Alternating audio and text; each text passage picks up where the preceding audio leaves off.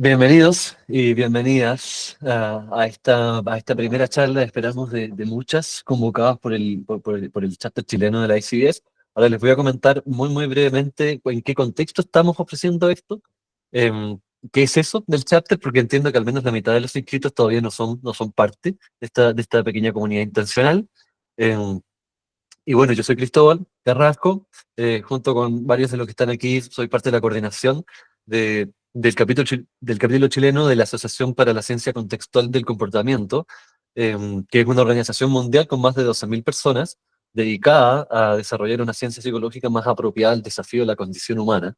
A mí me gusta mucho esa declaración, porque implica no solamente pararnos en la evidencia científica, sino también hacer una reflexión filosófica respecto a la naturaleza del ser humano, a la naturaleza del sufrimiento humano, y digamos, eh, acercarnos, ¿no? Creo yo que con toda nuestra humanidad, a toda la humanidad, con toda la integridad que tienen nuestros pacientes.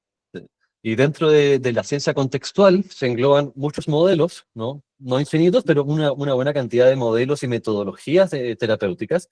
La principal, la ICBS, es probablemente la terapia de aceptación y compromiso, la ACT, y también, junto con esa, depende del capítulo local, de cuántos miembros tenga de cada sector, también la DBT, que es lo que nos convoca hoy día, ¿no? La terapia dialéctico-conductual, que ya él nos va a explicar desde cero de qué se trata eso para quienes no la conozcan. Em, entonces, en este capítulo llevamos este año convocándonos para hacer esta clase de cosas, juntarnos a aprender juntos, en este caso juntarnos a aprender de una gran experta y referente aquí en Chile de la DBT, que coincidentemente, afortunadamente, es buena amiga de algunos de nuestros miembros y por eso la convocaron.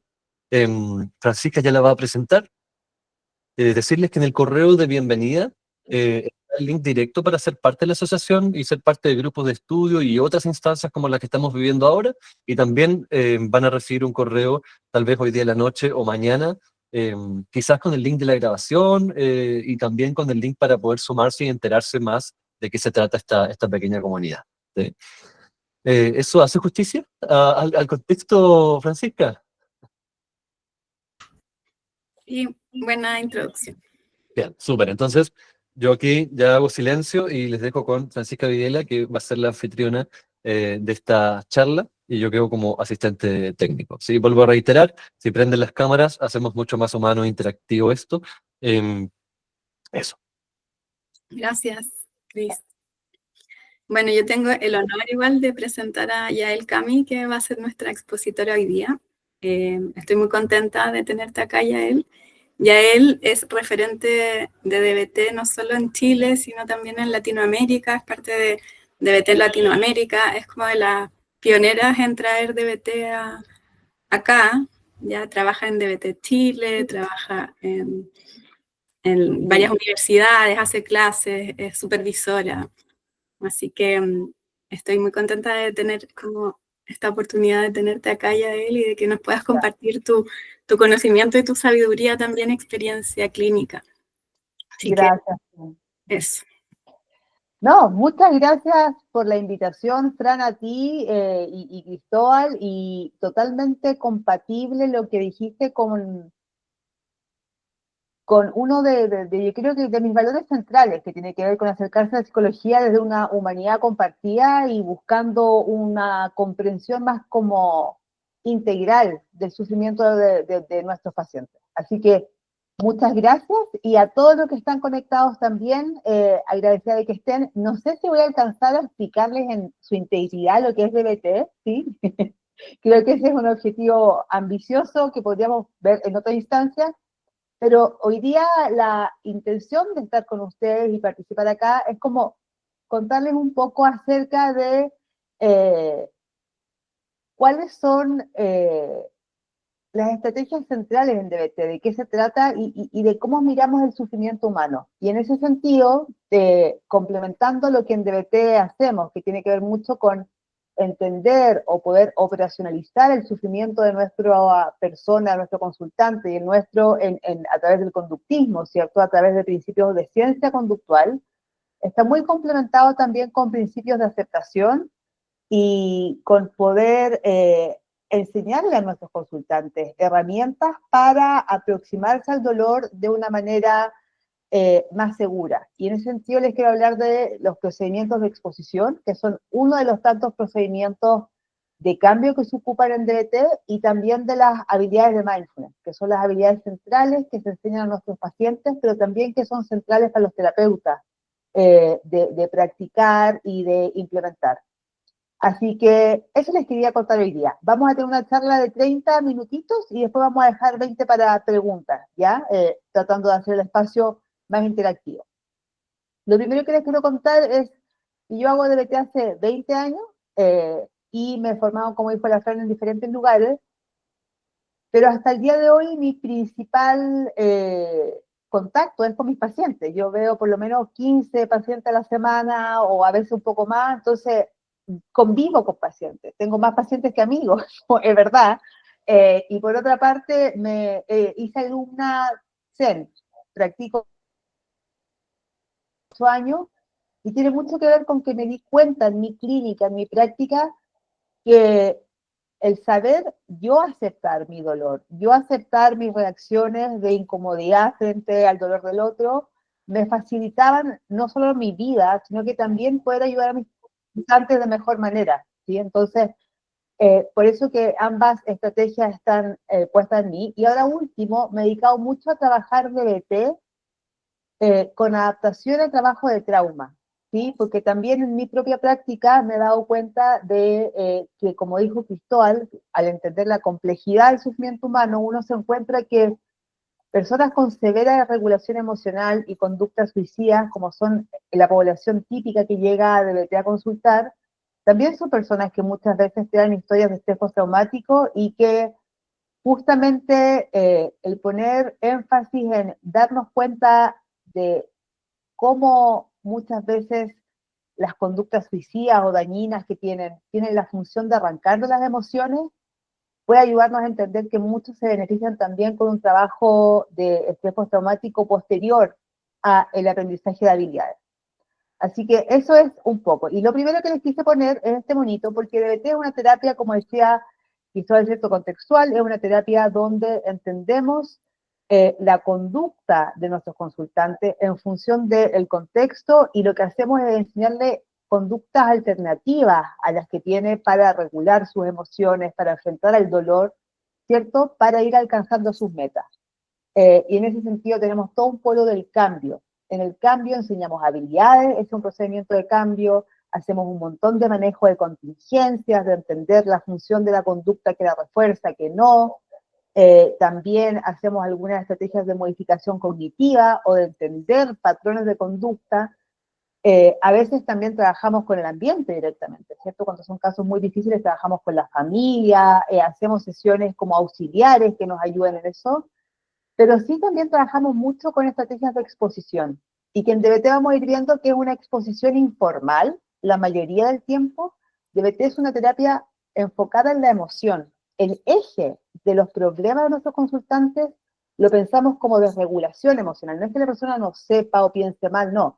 Las emociones son tan intensas y han tenido tanta invalidación en su historia de vida que no saben cómo manejar esa emocionalidad. Y cuando la emoción se desregula, genera problemas en las relaciones, en la conducta y en alcanzar sus metas. Entonces, tenemos una terapia que es con foco en la emoción, y es un foco no cognitivo, ¿sí? Sino que trabajamos mucho con foco en la emoción, de poder hacer mindfulness de la emoción, de aprender a observar la emoción en el cuerpo, de observar los pensamientos.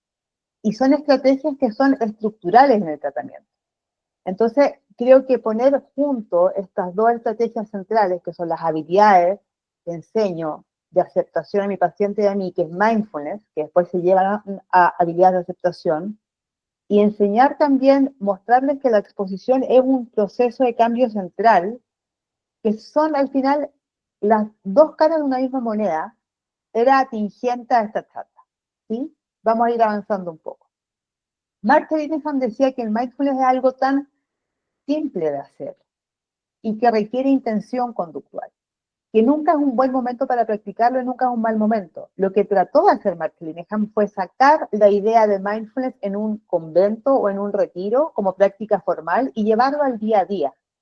Y efectivamente, ella decía que la atención plena es una cosa que, es una de las cosas que simplemente haces, porque si lo practicas esta, o abrirte al universo tal como es, vas a transformar tu vida con el tiempo.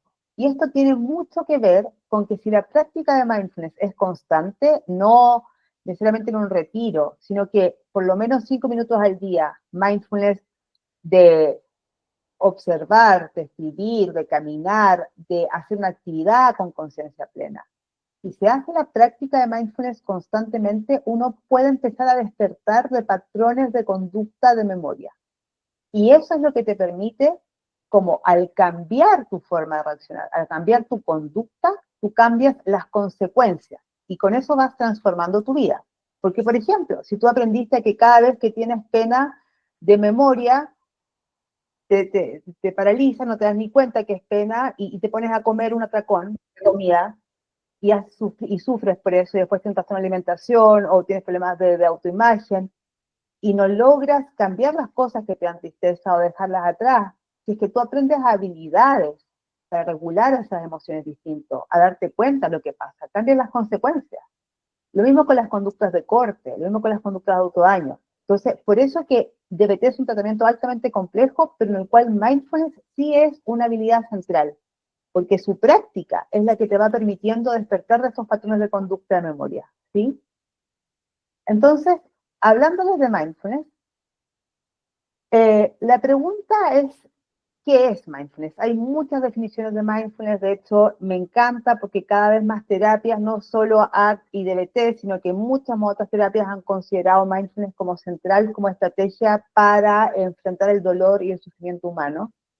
Y mindfulness tiene que ver con la capacidad de nuestra mente de poner atención al momento presente y aceptarlo tal cual es. Y esa capacidad, que suena muy simple en palabras, es una capacidad altamente compleja y difícil. Sobre todo hoy, ¿cierto? Si pensamos que además tenemos toda la conexión con pantallas, con el iPhone, con los celulares, donde el estar con la atención dividida, con el estar con la atención no puesta en el presente, con evitar el contacto emocional, es algo mucho más generalizado, ¿sí? Entonces, la práctica de mindfulness es algo que enseñamos a nuestros pacientes y que practicamos como terapeutas para saber cómo enseñarlas, porque es altamente compleja de practicar, aunque suene simple. Si pensamos ahora, ¿dónde está nuestra atención? ¿Está acá en el curso? ¿Está acá y en otro lado, en otra cosa que tengo que hacer? Y lo otro es, ¿a dónde la hemos aprendido a dirigir? Estamos terminando el día, muchos de ustedes han estudiado, han trabajado, pueden estar cansados. ¿Hacia dónde se va mi atención cuando estoy cansado?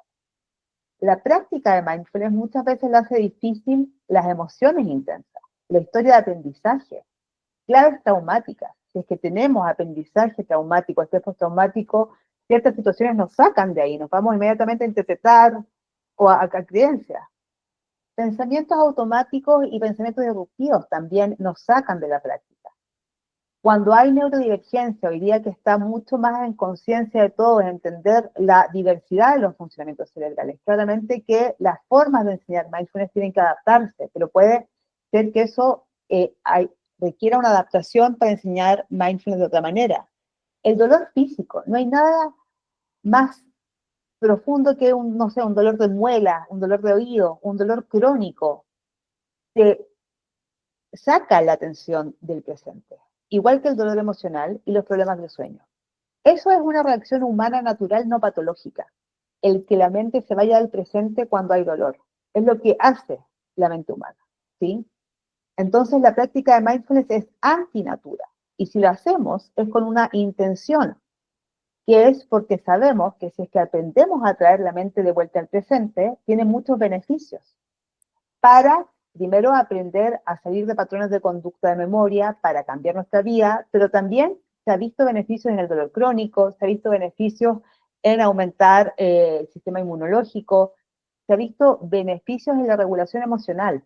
Hay trabajos muy serios de investigación de Joaquín Soler, que es un investigador español, que habla de programas de 10 semanas para pacientes con severa desregulación emocional, con conductas suicidas, donde se hace con mayor énfasis práctica y enseñanza de habilidades de mindfulness, y en 10 semanas, de acuerdo al DERT, disminuyen todos los parámetros de regulación emocional, ¿sí? Entonces, acá hay una vasta experiencia milenaria, si uno toma el Zen, pero si es que uno lo quiere operacionalizar y llevar como a lo occidental y a lo conductual, podemos ver una vasta experiencia, sobre todo en Europa, ¿cierto? Que ahora está España, pero en Alemania aprenden mucho desde neuroimagen con práctica de mindfulness. Entonces, desde ese lado, tenemos que enseñamos estas habilidades a nuestros consultantes de DBT para enseñarles a poder mirar lo que les duele de a poco, a quedarse en estar presentes donde dan ganas de arrancar, y así de a poco empezar a poder cambiar estas conductas de memoria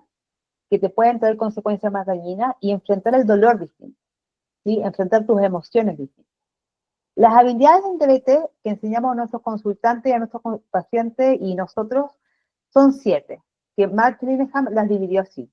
Habilidades de qué hacer para practicar mindfulness, observar, que es aprender a poner nuestra atención en los 5 sentidos, sin palabras, tratar de quedarse en la experiencia.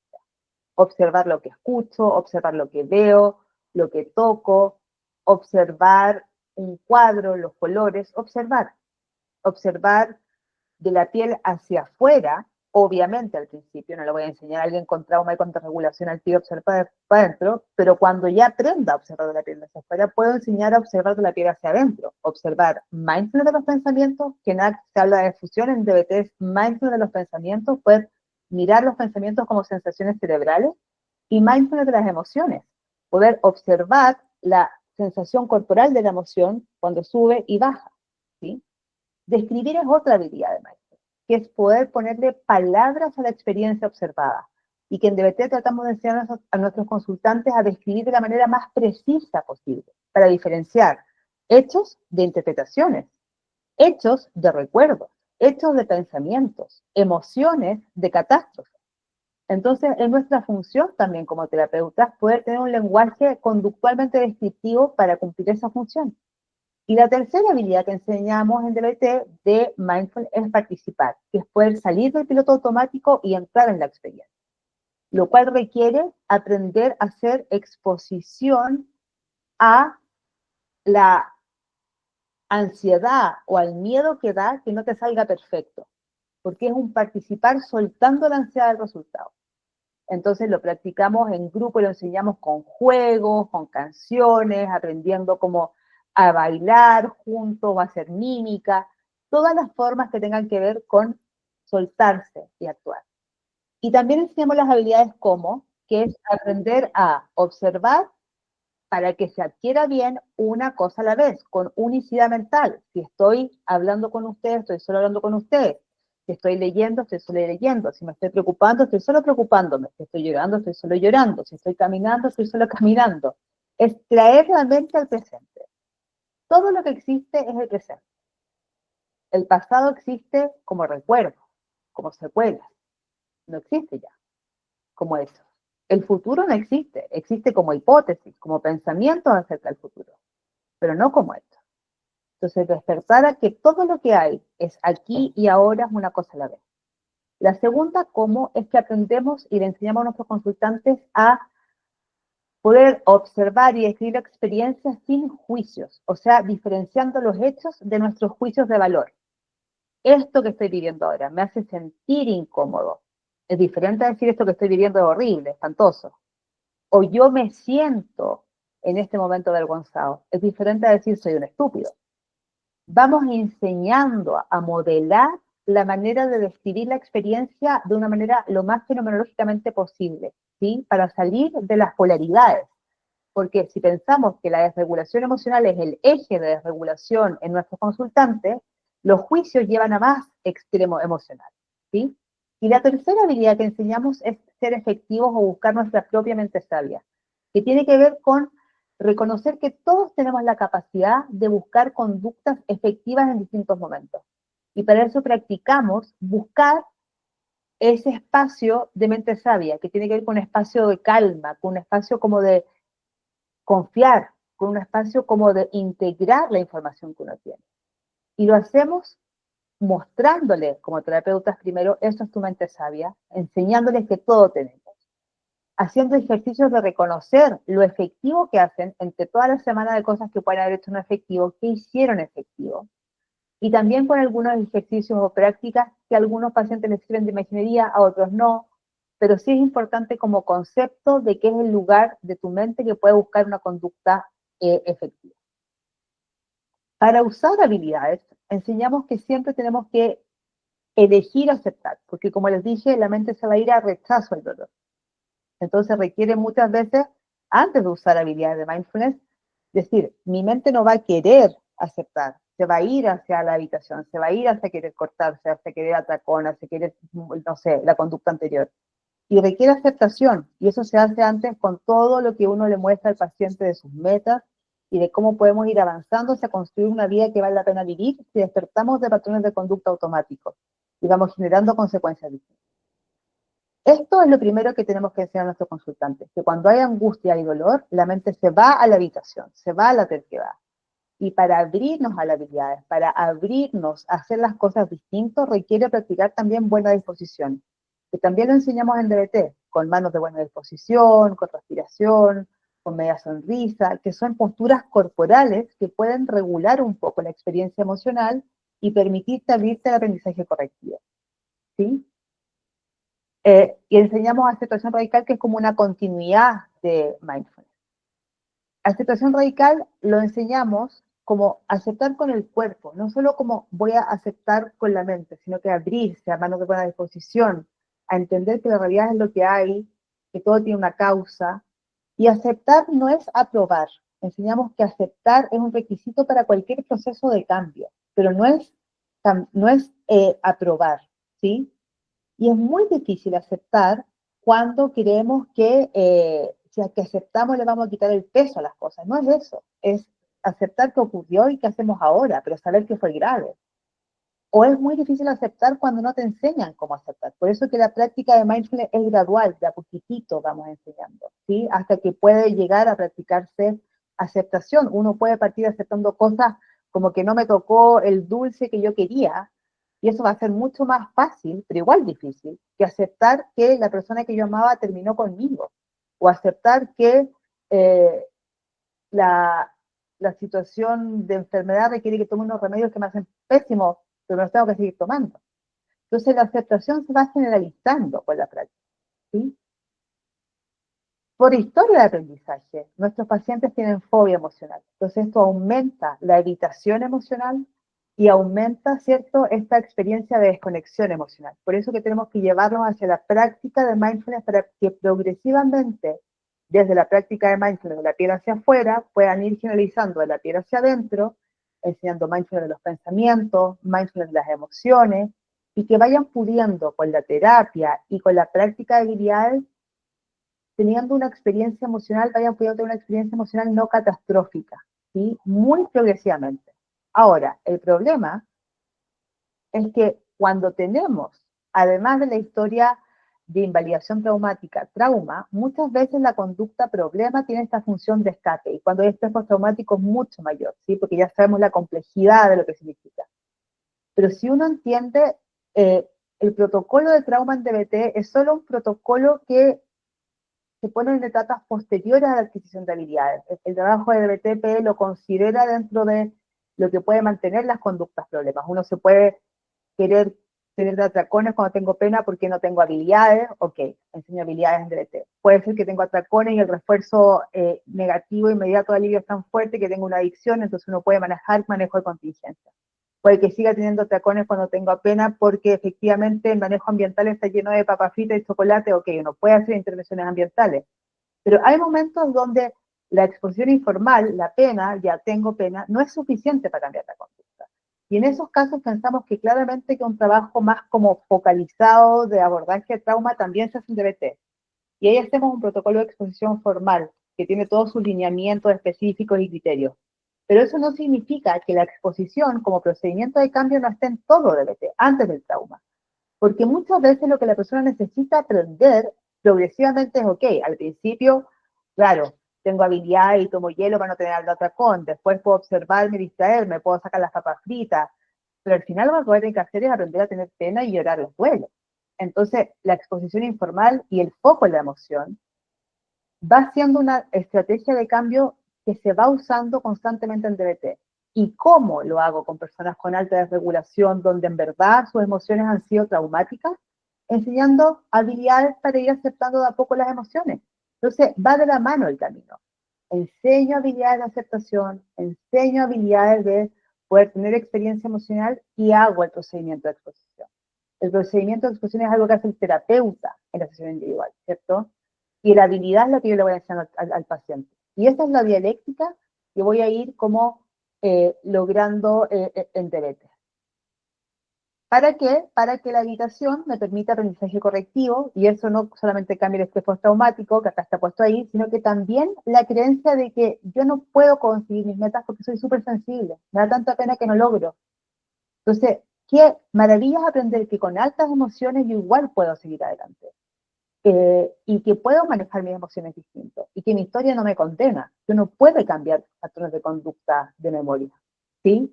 Este aprendizaje correctivo es el que queremos ir logrando en nuestros pacientes.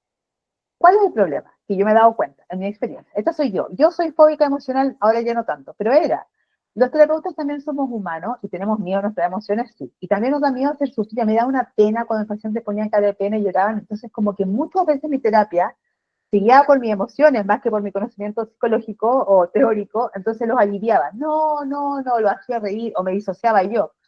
Entonces me di cuenta que como también tenemos humanidad y es normal que rechacemos el dolor, la práctica, obviamente en DBT es un tratamiento complejo que se hace en grupo, que tenemos terapia para los terapeutas, tenemos consultoría toda la semana, nos hacen terapia a nosotros, todo eso nos ayuda, pero también la práctica personal de mindfulness es central porque te puede permitir estar en presencia de tus propias emociones y las del otro, ¿sí? Entonces ahí también está este complemento que yo les hablaba de estas dos estrategias centrales de cambio, la exposición, que también está con las habilidades y todos los otros procedimientos de cambio, y el mindfulness como habilidad, que también están habilidades de relaciones interpersonales, de tolerancia al malestar y de regulación emocional, ¿sí? Y bueno, la Fran me dijo que le invitara a esta charla, los que quieran ir. Vamos a hacer una charla que viene el alumno de la Mark Linehan. La Mark Linehan es una señora que el año 90 creó DBT, ¿ya? Y ella era terapeuta de DBT, pero además maestra Zen. Y su alumno principal es Randy Wolbert, que es mi profesor Zen. Yo fui alumna Zen de la marcha 2 años nomás, después seguí con Randy, porque ella no siguió siendo profesora. Así que los que estén interesados se pueden contactar con la Fran, porque la Fran es parte de la sangha Zen de DBT. Así que eso es un poco la charla que les quería dar y cómo se utiliza o cómo se entiende el sufrimiento emocional y mindfulness y exposición en DBT. Así que creo que estamos a tiempo para las preguntas, mi Fran. Tú me dijiste 20 minutos de preguntas. Sí. Ok. No sé si hay alguien ahí que quiera hacer alguna pregunta o comentario del público. Joaquín levanta la mano. Gracias. Hola, ¿se me escucha bien? Sí. Súper. Ya, súper. Yo quería preguntar, en un momento mencionaste esto como de la DBT, exposición prolongada, que era una exposición un poco más formal. Sí. ¿Cuál sería la diferencia como quizás más práctica en términos de, más como de la terapia, por ejemplo, de la DBT estándar con esta exposición más informal? Ahí como que no me perdí un poquito. DBT estándar tiene exposición informal como un procedimiento de cambio habitual. Ya DBT estándar tiene enseñanza de habilidades, exposición informal, manejo de ambiente, cierta modificación cognitiva. Y la de terapia de DBT con exposición prolongada también. Lo que tiene es que la DBT es una adaptación que hizo Melanie Harnett el año 2016, pero se publicó el manual en 2021, para considerar el estrés postraumático y el estrés postraumático complejo dentro de los factores que pueden mantener como conductas problemas.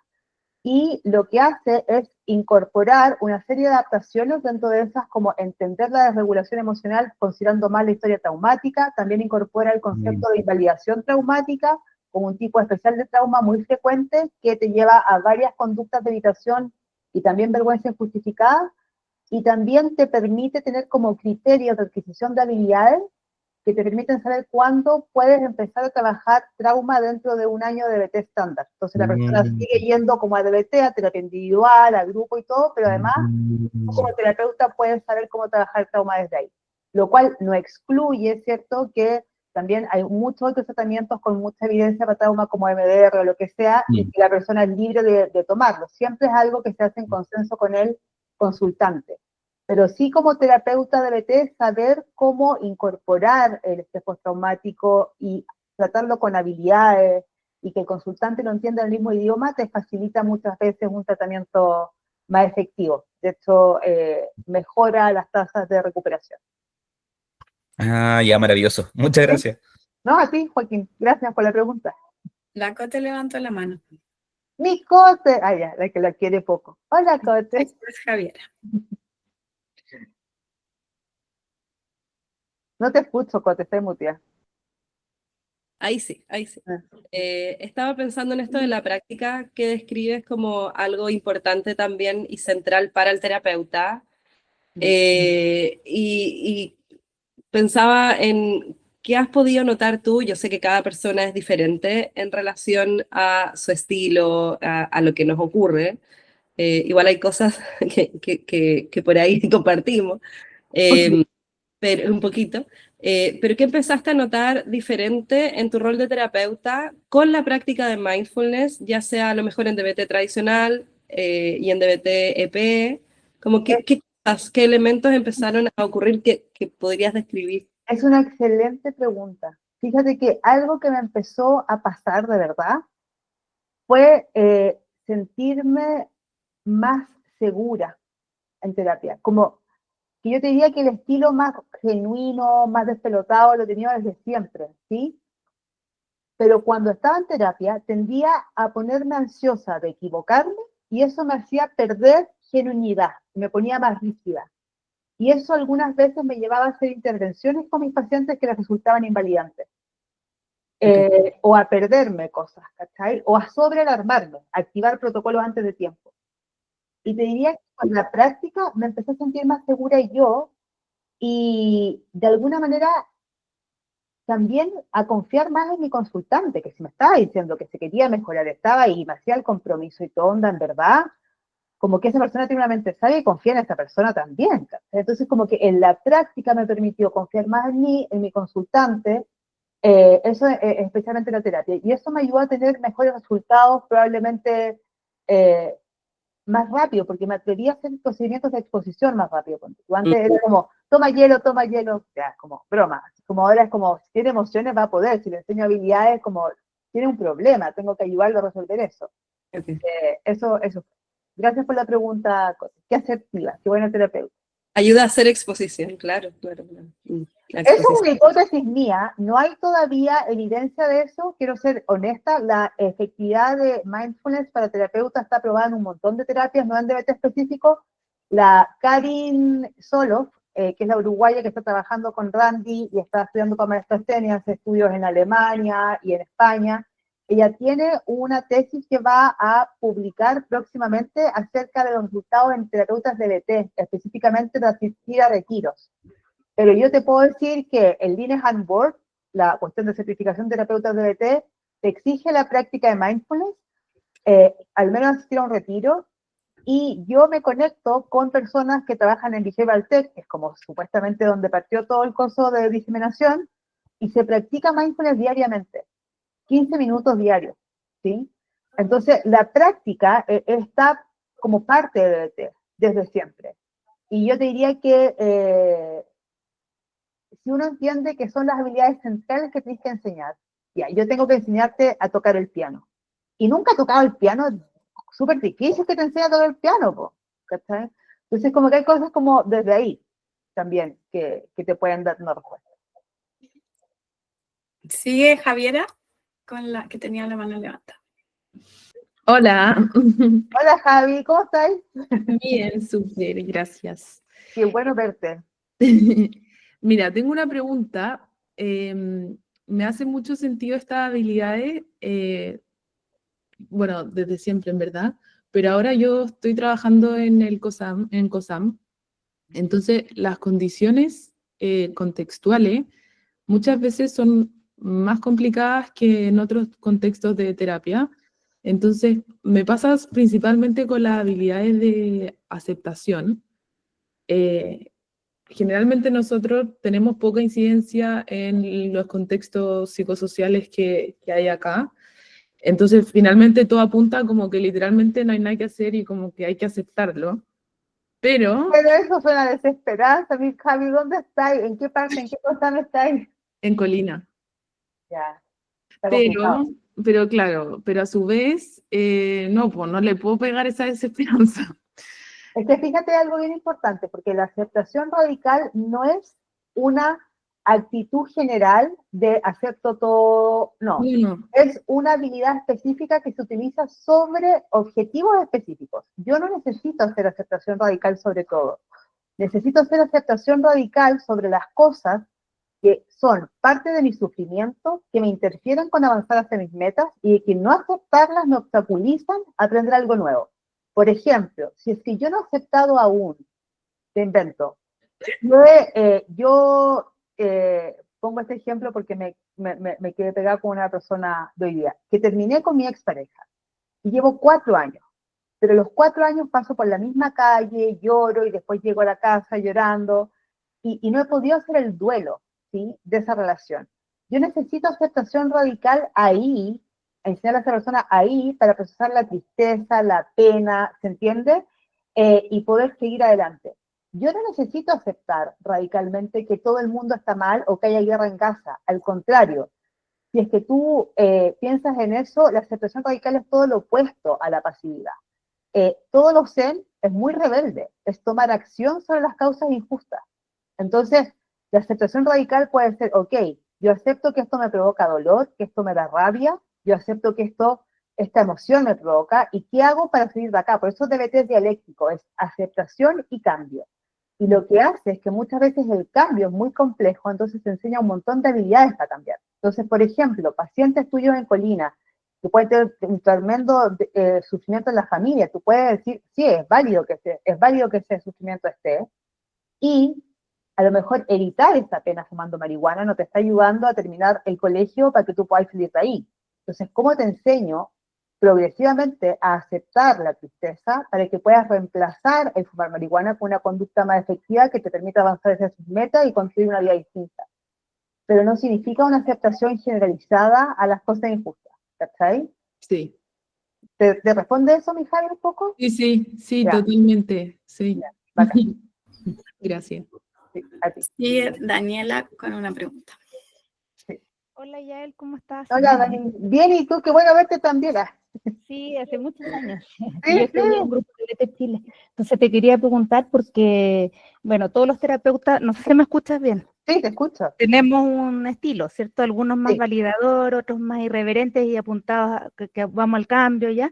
Y a mí me pasa, como tú decías, que me da miedo que el paciente retroceda y sufra.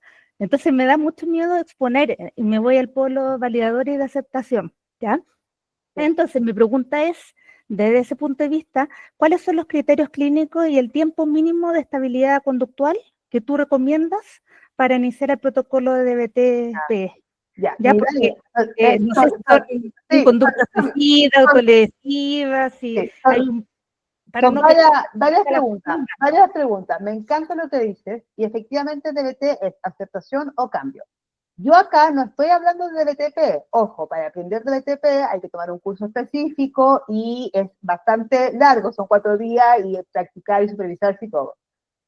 Lo que sí es que DBT estándar tiene dentro de sus procedimientos de cambio desde siempre, desde la marcha Linehan, la exposición informal.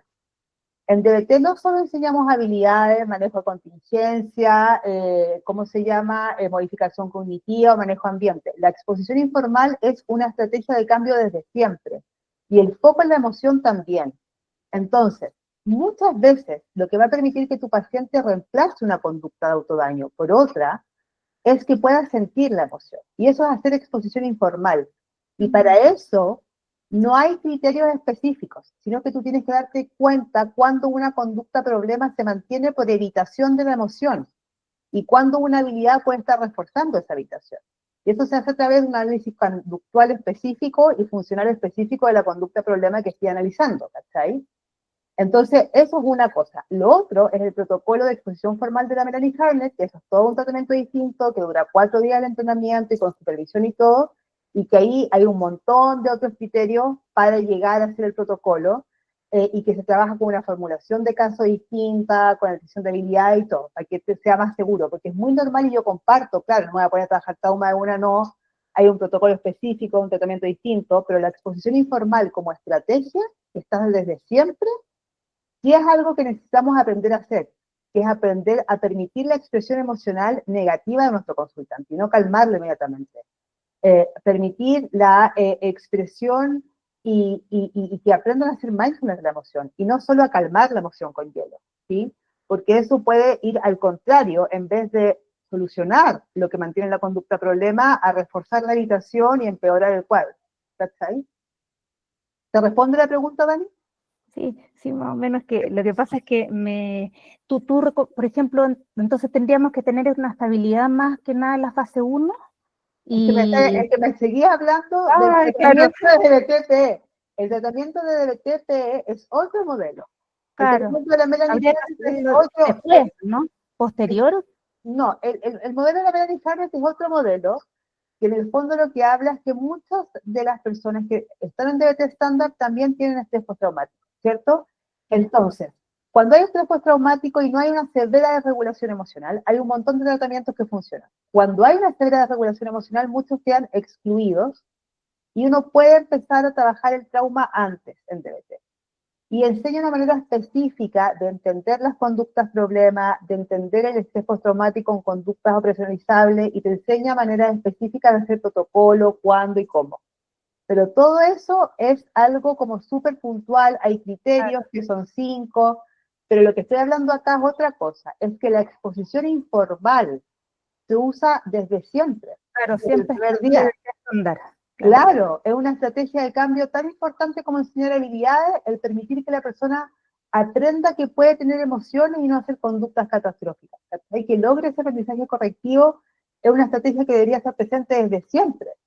¿Cachai? Lo otro es el protocolo de trauma. Ahí se entiende un poco Sí, ahí la es como diferencia. más claro, porque yo estaba súper confundida, no sabía como si se superponían, se podía, como tenía que tener una cierta estabilidad como de meses. Sí, o sea, claro, o sea, si es que tú haces el DBT-PE, requiere un montón de criterios para trabajar trauma, y hay una forma de formular el caso distinto, y tenéis que trabajar primero el caché de habilidades, y se hace de una manera específica y todo. Y eso es el protocolo de trauma PE. Pero lo que estoy hablando acá es que la exposición informal como procedimiento de cambio es algo que todos los terapeutas de DBT necesitamos aprender a hacer, que no es el protocolo de trauma, es que si la persona está llorando yo la puedo dejar llorar, y no si está llorando decirle toma hielo o distráete, no, si como que puede tener la emoción de pena y diga, mira, puede tener pena y no me corté, puede tener pena y igual ir a clases, ¿cachai? Esa exposición informal me refiero. Ya, sí, me quedó perfecto. Ya. Gracias, gente, pasaste. No, gracias, Dani, a ti. Muy buena tu pregunta. Gracias. Bien, todavía nos queda un poquito de tiempo, así que si alguien más tiene una pregunta, bienvenido. Aprovechemos a Yael. Aprovechemos a Yael, que me encanta la pregunta. Javiera levantando. Yo tengo otra pregunta. ¿Cómo partir el trabajo de mindfulness Muy buena uno pregunta. como terapeuta sin necesariamente tener a alguien que te lo guíe? O sea, como... Mira, es una súper buena pregunta. Yo creo que mindfulness hay que modelarlo y enseñarlo a los objetivos clínicos del consultante y al nivel de práctica que uno tenga, pensando en terapeuta. Entonces, si es que es tu primera vez practicando mindfulness, por ejemplo, es muy efectivo partir haciendo mindfulness que te ayuden a observar, describir y participar de la piel hacia afuera.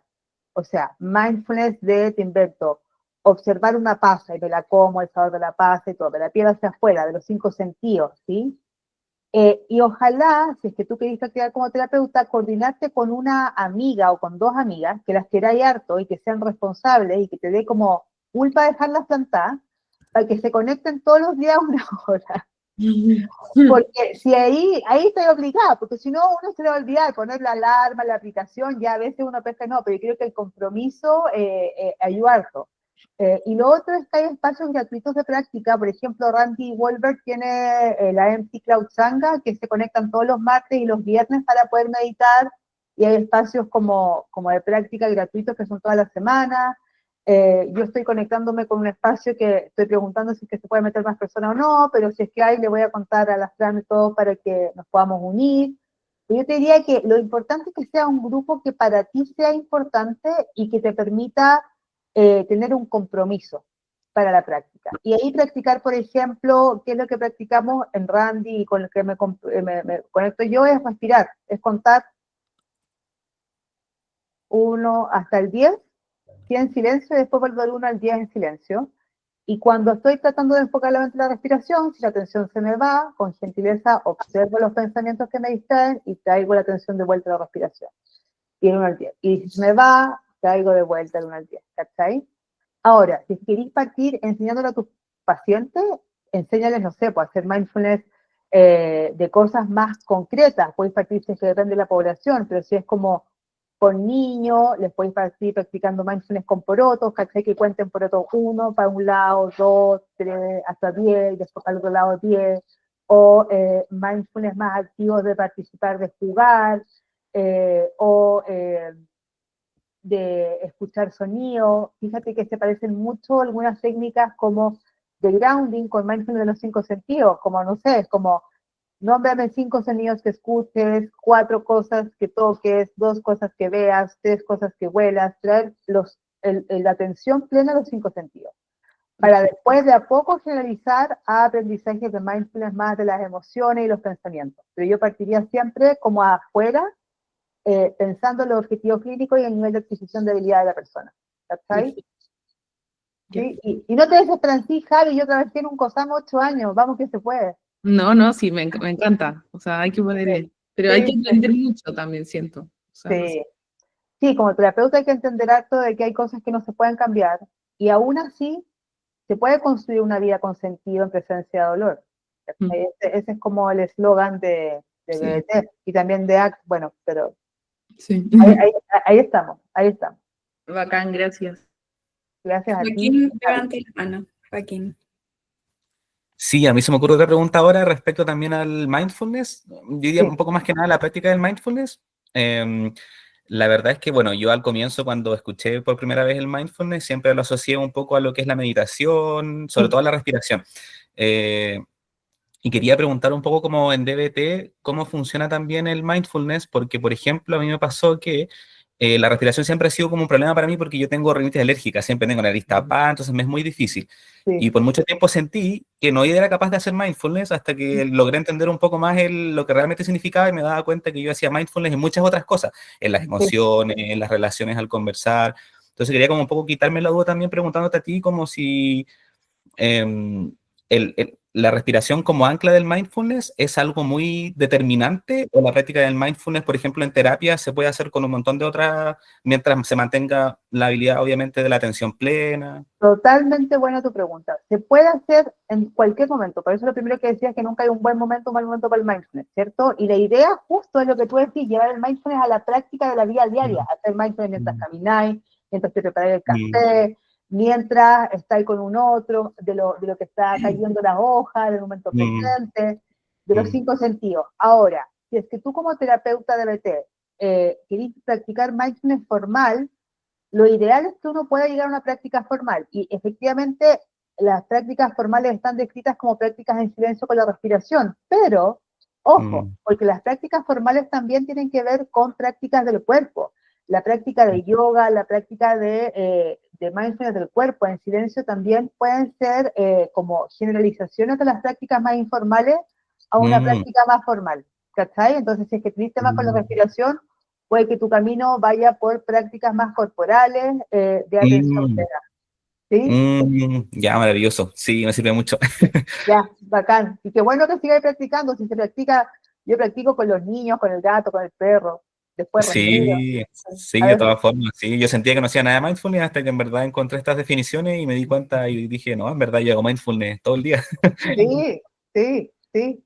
Eso es importante, la atención consciente. Acuérdate que mindfulness es lo opuesto a la conducta automática de memoria. que son los patrones de conducta que te traen consecuencias que te mantienen en el sufrimiento. Entonces, mindfulness es despertar. Entonces, la intención conductual de la práctica es sumamente importante. Sí, muchas gracias, te pasaste. Gracias, Gracias, Yael. Sé gracias, que Fran. tenemos quizás 5 minutos o 4 para, no sé si alcanzamos una pregunta más o Cris. ¿Ya cómo levanta la mano? Sí, bueno, gracias por la presentación. Estuvo muy Qué buena. bueno. Y me surge también la duda de estas habilidades de mindfulness, ¿se pueden integrar a nivel individual como terapia individual y también grupal? Sí, sí, qué genial tu pregunta. DBT es un tratamiento altamente complejo, que me decía Cristóbal que lo voy a enseñar, y yo así como, no, pero tiene como terapia individual, tiene entrenamiento de habilidades, tiene coaching telefónico y consultoría para los terapeutas. Es como todo un set, porque uno tiene que hacer terapia 1, el llamado telefónico para habilidad. En el entrenamiento de habilidades grupal, tú generalmente enseñáis las habilidades, ¿ya? Que se enseñan los 4 módulos, uno por vez, y va la gente, y un terapeuta y un coterapeuta. Pero en terapia individual tú también practicas habilidades y le enseñas habilidades, porque lo que tú ves en terapia individual son las conductas problemas que tú quieres disminuir y las conductas que necesita aumentar a esa persona para acercarse a sus metas. Lo veis con una hoja de registro semanal. Y cuando falta adquisición de habilidades, tú le enseñas a practicar, ¿cachai? Y si te das cuenta que a esa persona le va a venir bien practicar mindfulness, le pedís más práctica de mindfulness. Yo a mis pacientes, a muchos les pido práctica de mindfulness diaria, ¿cachai? Algunos haciendo elongación, los que no les gusta respirar, obvio, a otros, no sé, haciéndose el café o caminando en mindfulness, o nombrándome las cosas que hay en la casa, o los que les gusta la respiración, la meditación guiada también. Pero la enseñanza de habilidades es central en DBT, tanto en la terapia individual como en el entrenamiento de habilidades grupales. ¿Sí? Es un procedimiento de cambio el central, te diría que ese es el que diferencia DBT de otras terapias. En DBT enseñamos habilidades específicas, ¿sí? Además de los otros procedimientos de cambio que nombro. ¿Te responde Ya, la pregunta? absolutamente. Bacán. Gracias. Súper. Bien. Gracias. Eso. Gracias Em, a ustedes. tal vez me tomo 10 segundos, simplemente. Gracias, Yael, y gracias a todos y todas quienes tal vez voy a desfijarte para que nos veamos entre todos. Por favor, por Em, favor. ahí. Gracias a todos y todas quienes estuvieron aquí presentes, participando, ya sea preguntando, escuchando. Em, Ojalá, ¿no?, que hagamos que esto se repita, ¿no? La idea de toda la asociación de la SCBS y del capítulo chileno que estamos armando desde este año es justamente encontrarnos a compartir experiencia, ¿no? A compartir tanto con expertos, ¿no? Tanto con personas con años de experiencia como entre pares también, ¿no? Tenemos un espacio mensual de mindfulness, de hecho, en el capítulo gratuito. Tenemos grupos de estudio, ¿no? De cosas más teóricas, grupos de práctica de habilidades en distintos focos. Y bueno, y vamos a tener lo que los miembros propongan, porque todo el espíritu de la asociación es simplemente convocarnos a aprender juntos. Así es que vamos a compartir el link para que se puedan sumar. También vamos a compartir todos los links que mencionaste, Yael. De la charla, a los que les interesa Sí, la charla con Randy, ¿sí? sí, por Va a estar supuesto que sí. va a estar la Fran también, y la Cote. ¿Cierto, Cote? Súper, bacán. Obvio. Ahí nos las mandan y las hacemos llegar a todos los inscritos. Sí. Y nada, es decirles que este es un espacio abierto, que si alguien quiere convocar, proponer un tema, proponer un invitado, esto es algo que armamos entre todos, no es que nosotros la coordinación se nos tengan que ocurrir todas las cosas, como esto, que fue Francisca quien tuvo la iniciativa de convocar. ¿Sí? Así es que muchísimas gracias, que tengan un buen descanso, dejen de cantar toda esta linda experiencia que nos facilitó Yael. Oye, muchas Gracias, gracias. Cris. Gracias, Yael. Gracias, Cristóbal. Gracias, Fran. Gracias a todas y todos.